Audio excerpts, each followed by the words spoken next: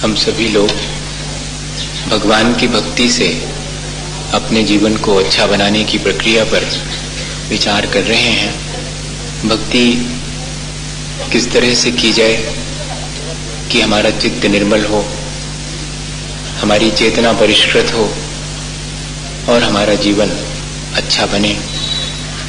इसके लिए हम वादिराज महाराज के एक ही भाव स्तोत्र का आलंबन ले रहे हैं, क्योंकि वादिराज महाराज ने जितनी श्रद्धा और आत्मविश्वास के साथ भक्ति की है, वैसा कोई विरला ही भक्ति करता है। हमें भी भक्ति के समय अत्यंत श्रद्धा और आत्मविश्वास रखना चाहिए। मन शांत भयो मिट सकल द्वंद, चाख्यो सातम रस दुख निकंद, तुम दर्शन पाए भयो खुशहाल। भगवान की भक्ति से पहले हम भगवान के स्वरूप का दर्शन करते हैं और हमारे मन में क्या भाव उत्पन्न होना चाहिए कि आपके दर्शन करने से मेरा मन अत्यंत प्रसन्न हो गया।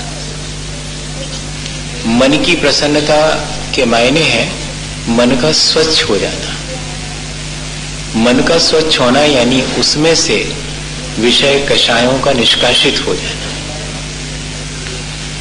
मन हमारा भगवान के दर्शन से तभी खुश होता है जब हमारी कषायें मंद होती हैं, जब हमारी कषायों के मंद होने से हमारी विशुद्धि बढ़ती है, तब हमारा मन अत्यंत प्रसन्न हो जाता है। भगवान के दर्शन की सबसे बड़ी उपलब्धि यही है। और उसके बाद जैसे जैसे हम भगवान के स्वरूप का चिंतन करते हैं, उनके गुणों का स्मरण और कीर्तन करते हैं, तब हमारा मन शांत भी होता चला जाता है। जैसे जैसे दर्शन से हमें प्रसन्नता हुई, मन में शांति भी आती है। कौन हमारे मन को अशांत करता है? हमारी विषय कषायों की आकांक्षा। और दर्शन करने से अगर विषय कषायों में मंदता आ गई तो अपने आप चित्त शांत होने लगे। मिट सकल द्वंद, मन में कषायों के चलते ही द्वंद था, राग द्वेष का द्वंद था, वो भी शांत हो गया। भक्ति के लिए इतनी भूमिका तो आवश्यक ही है। भगवान के स्वरूप का दर्शन, उससे हमारे चित्त की प्रसन्नता और चित्त का शांत हो जाना।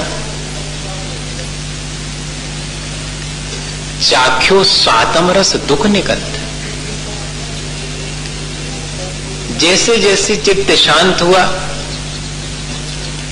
मन के विकल्प मिटे, तब जाकर के हमारे अंतरंग में भी वैसे ही गुण हैं जैसे कि भगवान के अंदर गुणों का प्रगटीकरण हुआ है, वही वैसे ही हमारे अंदर भी सामर्थ्य है।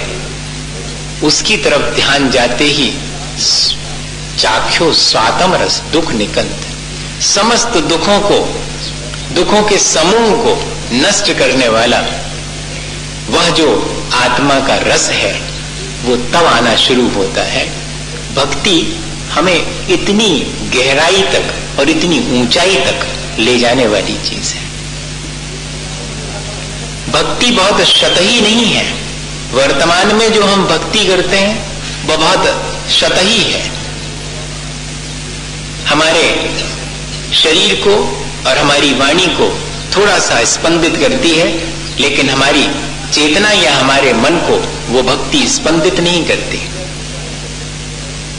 जबकि भक्ति वास्तव में तब शुरू होती है जब हमारा चित्त प्रसन्न हो जाए, मन अत्यंत प्रसन्न हो गया है, शांत भी हो गया है, उसके द्वंद्व मिट गए हैं और जैसे कि समस्त दुख ही नष्ट हो गए हैं और आत्मा का जो आनंद है वो आना शुरू हो गया है। ये भक्ति की भूमिका है। भक्ति की शुरुआत यहां से होती है, लेकिन इसके लिए चाहिए बहुत समर्पण का भाव।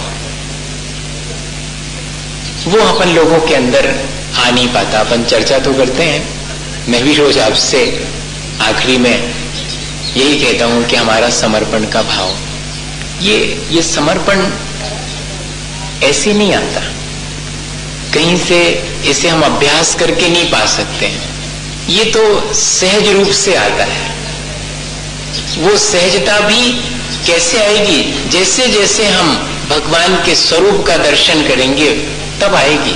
तब उससे हमारे अंदर के जब द्वंद्व मिटेंगे और हमें अपने आत्मा की तरफ रुचि उत्पन्न होगी, तब जाकर के ये समर्पण की स्थिति अपने आप निर्मित होती है। अच्छा ये बताओ, मां के प्रति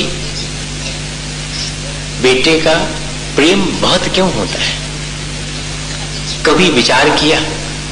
बहुत रेयर केसेस होंगे जिसमें कि पिता के प्रति या कि अन्य दादा दादी और के प्रति बेटे के मन में प्रेम, और वो भी सहज।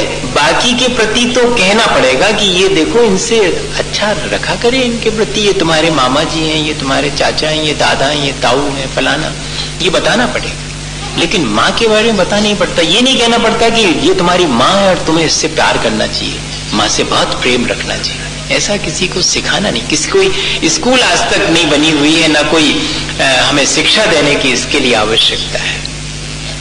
जैसे कि ये हमारे भीतर बहुत सहज होता। क्यों? क्योंकि उपकारी है वो। हम तो बचपन में कुछ भी नहीं जानते थे। हम तो हो सकता है कि अपने ही मल में अपनी पूरी देह को लिप्त कर लेते, हम तो अज्ञानी थे। वो जैसे कि देह को अपने ही मल से लिप्त करने वाले बालक को भी उठाकर निर्मल बनाती है, ऐसे ही हमने अपनी ही विषय कषायों से अपने चित्त को मलिन कर दिया है।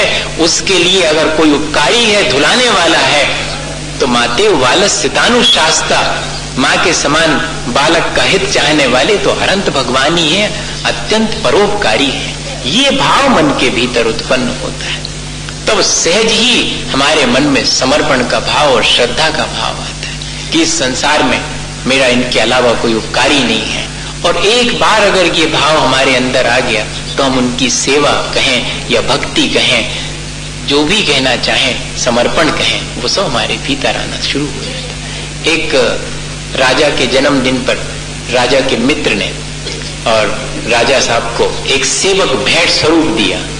पहले जो है दासी दास भेंट स्वरूप दिए जाते थे और बाजार से खरीदे भी जाते थे, बेचे भी जाते थे, चीजों की तरह। तो राजा को जब वो सेवक भेंट स्वरूप दिया गया, अब चूंकि मित्र ने दिया है तो राजा को थोड़ा सा लगा कि ये मित्र का दिया हुआ सेवक है, इससे तो मुझे और इसके मन की भी पूछ लेना चाहिए कि क्या चाहोगे, कैसा चाहोगे। तब राजा को तो नाम भी नहीं मालूम था सेवक का। तो राजा ने उस सेवक से पूछा कि भाई तुम्हारा नाम क्या है? तो सेवक ने बोला कि हुजूर, जिस नाम से आप चाहो उस नाम से पुकार लो, मेरा अपना कोई अलग से नाम तो है नहीं। राजा को बहुत आश्चर्य हुआ। राजा ने कहा चलो ठीक है, बहुत विनम्र है सेवक। अच्छा ये तो बताओ कि तुम क्या चाहोगे सेवा के बदले में? तो उसने कहा कि जो आप दे देंगे। तो तुम्हारी अपनी कोई भी इच्छा नहीं है? सेवक ने जवाब दिया कि सेवक की क्या इच्छा हो सकती है? सेवक तो इसलिए सेवक है कि वो मालिक की इच्छा के अनुसार चलता है। क्या ऐसा भाव हमारे भीतर आता है क्या? हमारी अपनी कितनी इच्छाएं लेकर के हम भगवान के सामने जाते हैं, और एक सामान्य सा सेवक ये कह रहा है कि जैसी आपकी इच्छा, जैसा आप चाहेंगे वैसा मैं आपके प्रति समर्पित हूं, वैसा मैं आपकी सेवा करूंगा।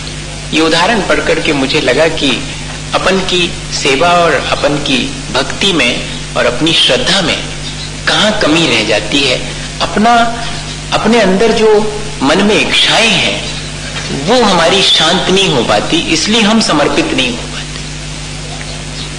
और मन में इच्छाएं हमारे हमेशा बनी रहती हैं। अगर हम अपने उपकारी व्यक्ति को वाकई में उपकारी माने तो उससे इच्छा करने की भी क्या आवश्यकता है, ऐसा विचार मन के भीतर आए। जैसे कि वृक्ष के नीचे पहुंचने पर इच्छा नहीं करनी पड़ती, याचना नहीं करनी पड़ती कि हे वृक्ष मुझे छाया दो, हे वृक्ष मुझे फल दो। आप बैठो तो आकर के नीचे छाया अपने आप मिलेगी। आप थोड़ी देर बैठो, एक ना एक फल पक करके नीचे टपक जाए।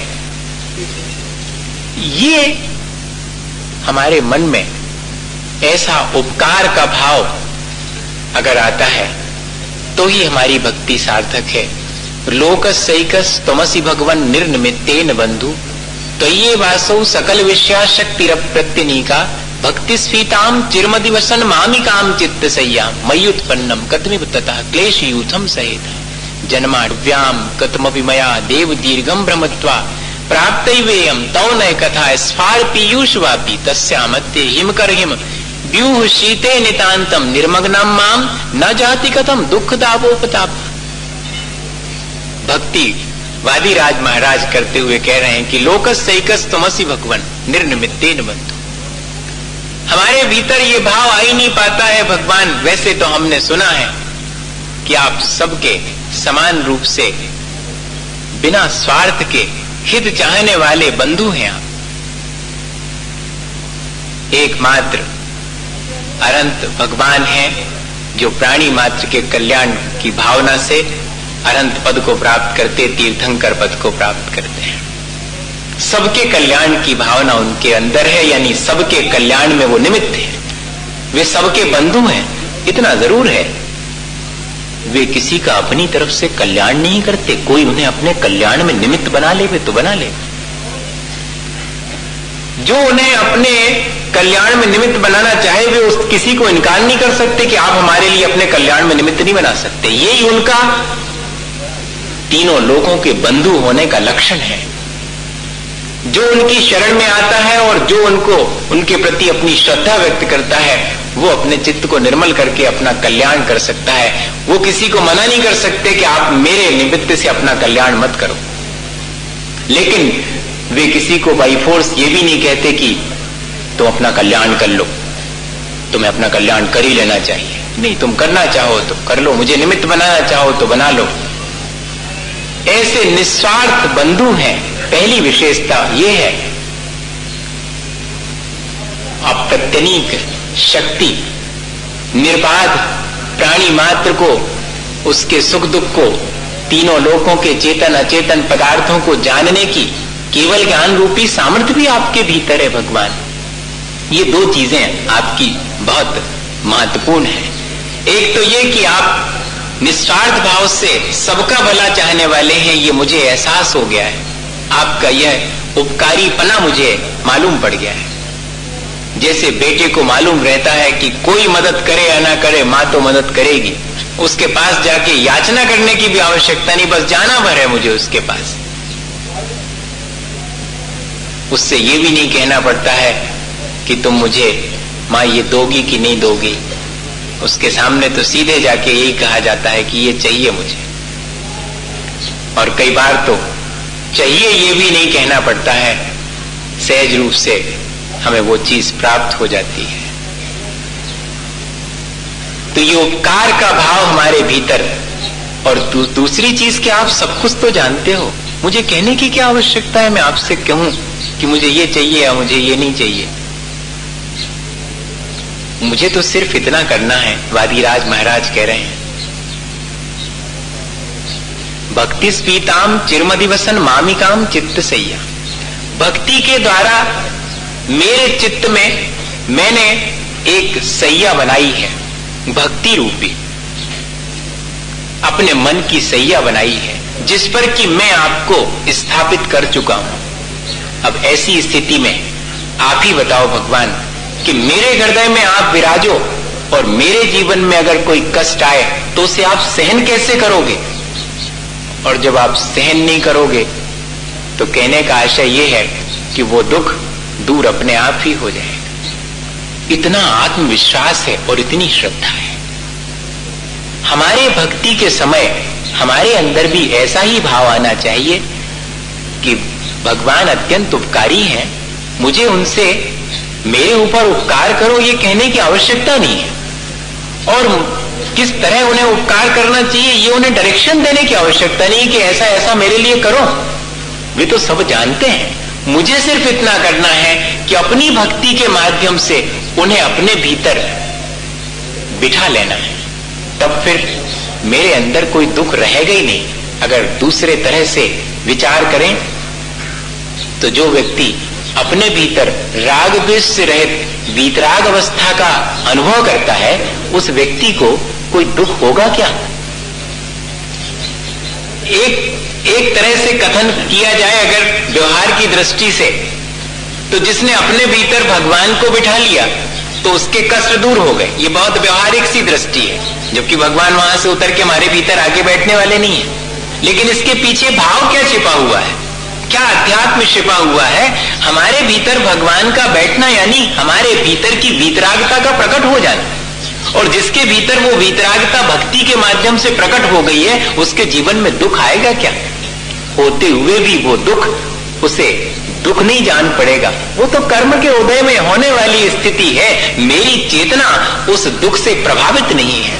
कर्म अपना उदय दुख रूप देवे तो देवे, लेकिन मैं तो अपने वीतराग भाव में स्थित हूं, मैं तो अपने समता भाव में स्थित हूं, तो वह कर्म दुख रूप मुझे कैसे बना सकता है? मैं तो अपने आप में और प्रसन्न ही रहूंगा भगवान की भक्ति करते। इस तरह से भगवान की भक्ति की जाए इतने समर्पित भाव से, तो देखिएगा कि हम छोटी छोटी चीजों को, अपने छोटे छोटे से दुखों को ले जा करके और इतना बढ़ा करके भगवान के सामने और दूसरों के सामने भी अपने दुखों को बढ़ा चढ़ा के कहते हैं नहीं, संसार में तो दुख अपने कर्मों से सबको प्राप्त होता है। मैं उस दुख में समता भाव रख सकूं, वीतराग भाव रख सकूं, ये मैंने भगवान की भक्ति से सीखा है। भगवान की भक्ति मुझे इतना ही सिखाती है कि मैं भगवान के गुणों का स्मरण करके उस वीतरागता को अपने भीतर भी धारण कर सकूं, तो ही मेरी भक्ति सार्थक हुई।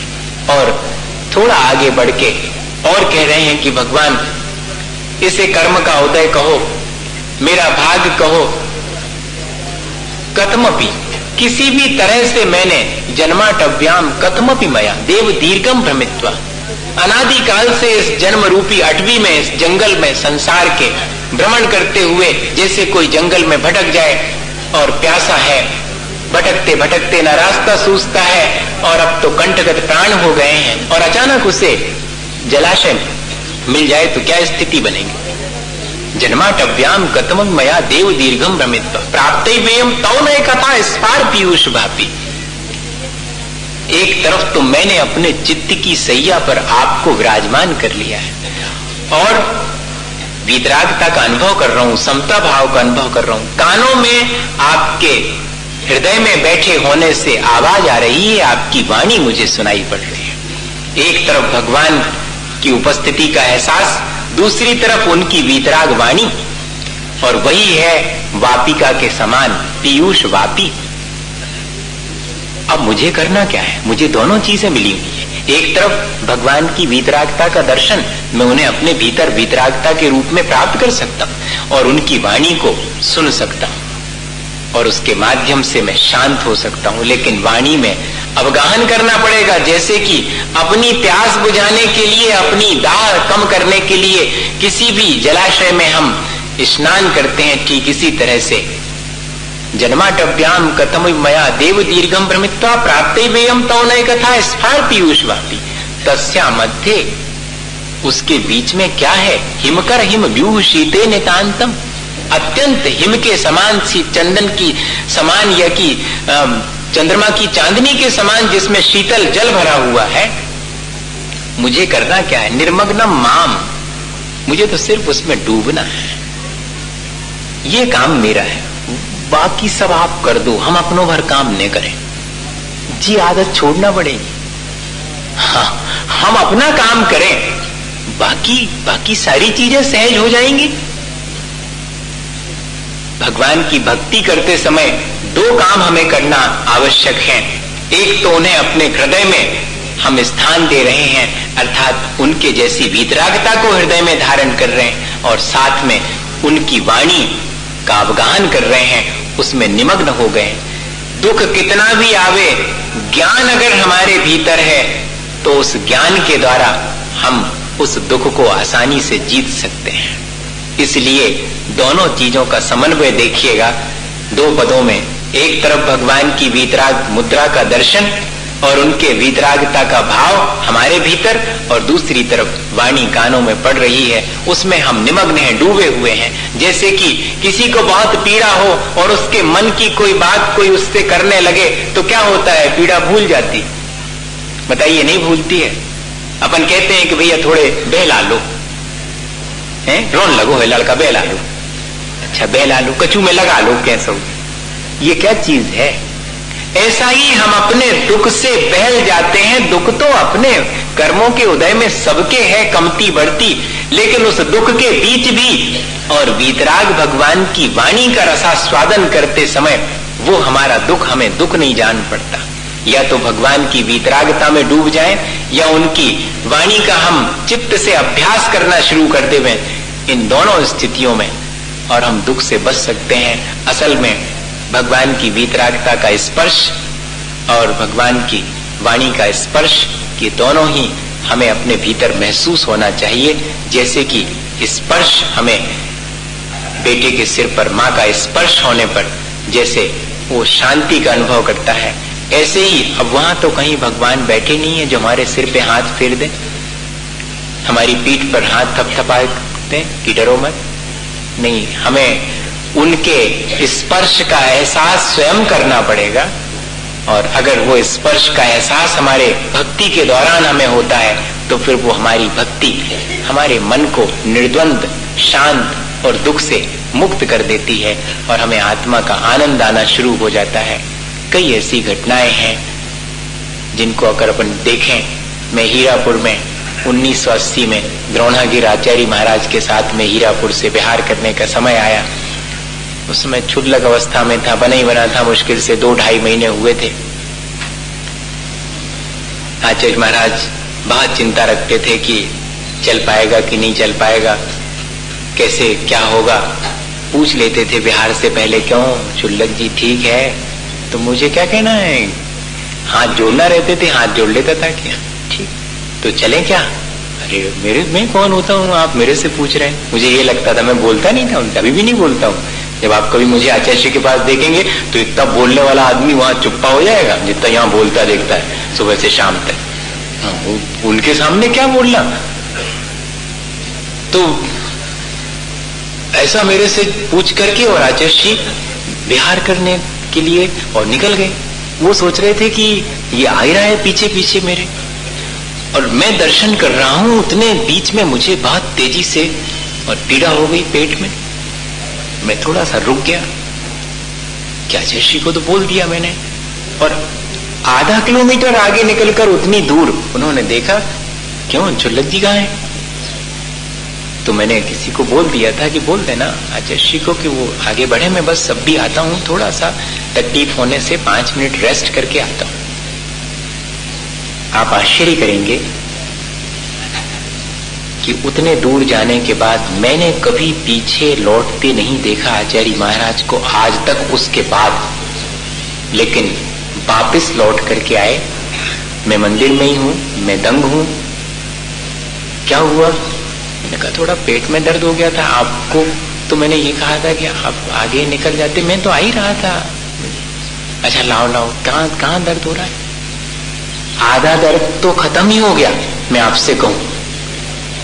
आधा दर्द तो जाता रहा, और अब बाकी जो रहा सहा था वो दूसरे के हाथ से अपने हाथ में तेल लेकर के और स्पर्श मात्र किया है।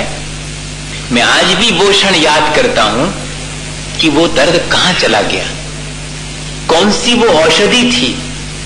और कोई औषधि नहीं है, वो हमारे भीतर जो वीतरागता का स्पर्श है वो औषधि है।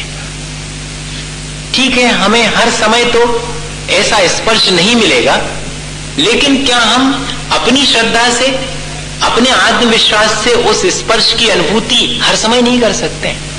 कम से कम अपने विपत्ति और दुख के समय तो कर सकते हैं। कम से कम जिस समय मेरा मन विकारों की तरफ जा रहा है, मेरा मन संसार के विषय कषाय की तरफ जा रहा है, तब उस स्पर्श का एहसास करें। तो वो स्पर्श हमें निर्द्वंद करने में, हमारे मन को निर्मल करने में और शांत करने में कैसे कारण नहीं बनेगा? वादिराज महाराज यही कह रहे हैं कि आज मेरे अंदर कोई दुख का कारण बना है, मेरे असाता के उदय में कुष्ठ रोग की व्याधि हुई। मैंने कभी भी आपसे याचना नहीं की कि मेरा ये रोग ठीक हो जावे। मैं तो सिर्फ आपकी वीतरागता को अपने हृदय में धारण करता हूं और आपकी वीतराग वाणी मेरे अभ्यास में है, इसलिए मैं अपने दुख से निवृत्त होने के लिए आपसे याचना नहीं कर रहा। मैं तो सिर्फ इतना ही कह रहा हूं कि मैं उस आपकी वीतराग वाणी का रसास्वादन करता रहूं, आपकी वीतरागता का एहसास मुझे होता रहे, तो ये सारे संसार के दुख फिर मुझे दुख नहीं मालूम पड़ेंगे। भक्ति इस तरह से अगर हमारे जीवन में आ जावे, तो इस भक्ति के माध्यम से भी हम अपने राग द्वेष भावों को कम करके अपने जीवन को निर्मल बना सकते हैं। इसी भावना के साथ बोले आचार्य गुरुवर विष्णु